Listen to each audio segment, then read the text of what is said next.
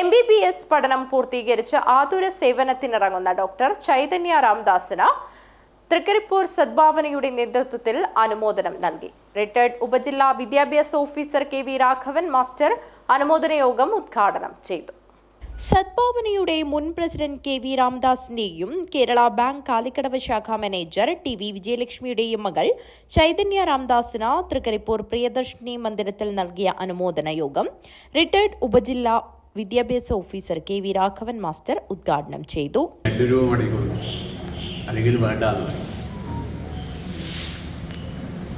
അദ്ദേഹത്തിൻ്റെ മകൻ ഇവിടെ പ്രാക്ടീസ് ചെയ്യുമ്പോൾ ചെയ്തുകൊണ്ടിരിക്കുന്നുണ്ട്.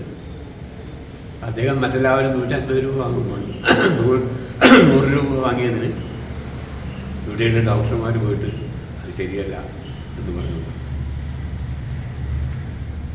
അപ്പോൾ പല രീതിയിലുള്ള ഡോക്ടർമാർ ചൈതന്യ രാമദാസനും ഈ ചുറ്റുപാടിലാണ് പ്രാക്ടീസ് ചെയ്യേണ്ടത്. Sadbhavana president K. ശശി അധ്യക്ഷത വഹിച്ചു. Secretary KK Sajith master, P. Kunhikannan, K. Sreedharan master, C. Ravi, E. Rajendran എന്നിവർ സംസാരിച്ചു. News bureau, Trikaripur.